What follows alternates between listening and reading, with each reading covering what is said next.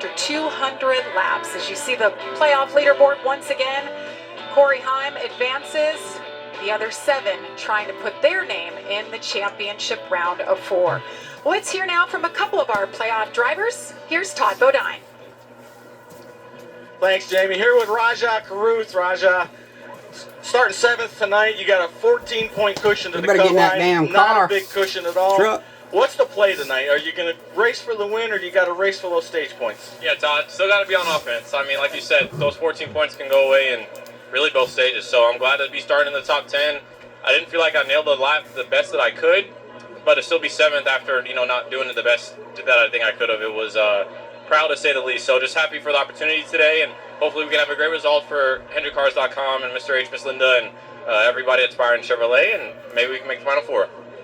Raja Caruth trying to make that championship 4. Amanda?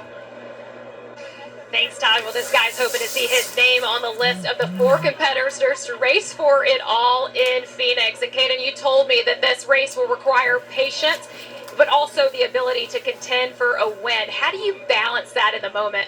It's definitely difficult for sure. Luckily, we have a good starting spot to go and try to double send these both stages on the same tires, and we'll try to see what we got. Obviously got to stay there, and if anything changes, we'll make a game plan. But we're going to be racing the 2 guys that are in front of us all night, especially him and the 18 as well, so and the 71. So it's going to be anybody's day tonight. I really think this is going to be a pretty wild race for sure. I feel like everyone is relatively pretty close on speed, so everything's going to come down to execution and getting on through restarts and just not get caught up in the carnage. And if we can do that, I think we'll be just fine. And we'll just focus on trying to win today, because I feel like if we do that, everything should fall in for us. Good luck tonight. Thank you.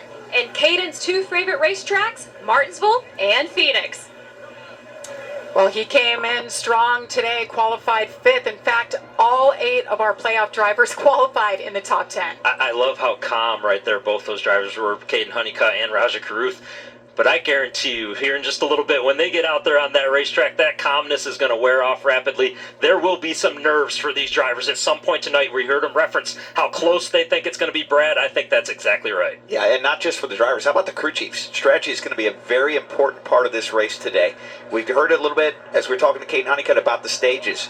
You're going to have a tough decision to make on the pit box. Do I take points, or do I do the strategy that gives me the best chance of winning? How much information do you want? How much do you want to know where these guys are running around you in the point situation? Well, if you're one of those drivers who's got to win, don't tell me anything. But a lot of these guys, they need points. They need to have a great finish. They need to know everything from their crew chief today. Let's go trackside for the command to fire engines. Race fans, this is the moment you all have been waiting for. Please welcome members of the Martinsville Speedway 500 Committee. They are here tonight to say the most famous words in motorsports. Take it away. Drivers, start your engines!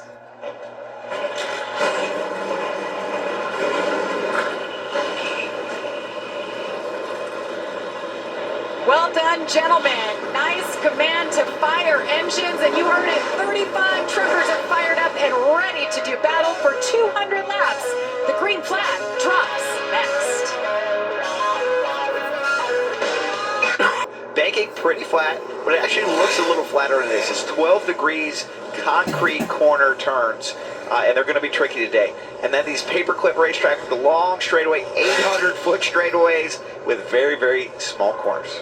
Quick race, Regan. How about the race analysis? Quick race, and when you look at the stages and what's going to take place in this race, it is going to go rapid fire for these drivers and crew chiefs. We've got stage 1 is 50 laps, stage 2 50 laps, final stage 100 laps. What I want to focus on right here is the end of stage 2. That's when we anticipate most everybody to make their pit stops. If you're pitting before then, you're getting off sequence, you're trying something different. So a lot to keep an eye out for tonight. Fuel should not be an issue. If it is, then something crazy has happened. We like to hear that.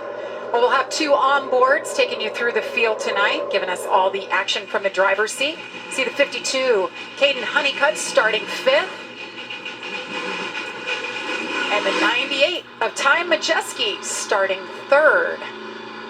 Ty wasn't real happy with that truck earlier, but they threw everything at it, and I have no doubt they figured something out. Yeah, and I think when you've got a driver like Ty Majeski, as good as he is on the short tracks, and Joe Shear Jr., his crew chief, they're going to find a way, and they've made some significant changes. I think a big part of that was to learn what they were going to have for tonight, and definitely made it better than what it was at the start of practice. Really curious about Ty. I mean, I think a lot of people, myself included, think he might be the best short track racer in the country, and he's going to have to show it today in a pivotal moment for his career.